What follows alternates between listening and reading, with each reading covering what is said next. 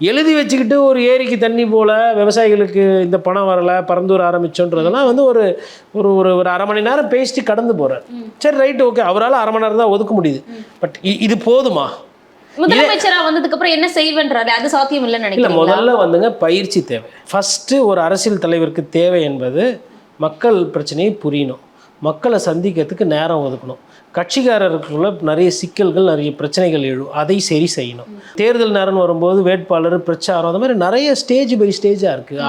ஆர்ப்பாட்டம் இருக்கணும், பேரணி இருக்கணும், போராட்டம் இருக்கணும், இலக்கிய பட்டிமன்றம் நடக்கணும், மாணவர்கள் எழுச்சிக்கு எதனா ஒன்று பயிலரங்கம் இருக்கணும். எல்லாம் வந்து ஒரு கட்சி நடத்துகிற வழிமுறைகள்.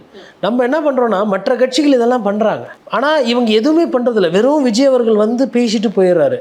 ஆனால் ஊடகம் என்ன பண்ணுதுன்னா அதீத ஒரு வெளிச்சம் விஜய் அவர்களுக்கு கொடுக்குது. இப்போ நம்ம கூட அதிக நேரம் இப்போ விஜய் பற்றி தான் பேசிக்கிட்டு இருக்கிறோம்.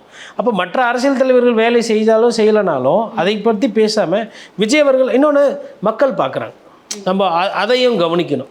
அப்படி பார்க்கும்போது விஜய் அவர்கள் பண்ணுறது வந்து ரொம்ப ரொம்ப லிமிட்டட் அரசியல்.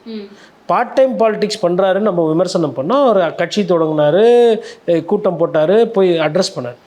அப்போவும் என்ன இருக்குன்னா இந்த பார்ட் டைம் பாலிடிக்ஸ்னுடைய நேரத்தை இன்னும் கூர்மைப்படுத்தியிருக்கிறார். அதாவது 2 மணி நேரம் பார்ட் டைம் பண்ணியிருந்தவர் இப்போ 4 மணி நேரம் பார்ட் டைம் பண்ணார். இன்னமும் பார்ட் டைம் தான் பண்ணிட்டு இருக்காரு. ஃபுல் டைம் ஃபுல் டைம் கிடையாது. இது ஃபுல் டைம் அரசியல் அல்ல.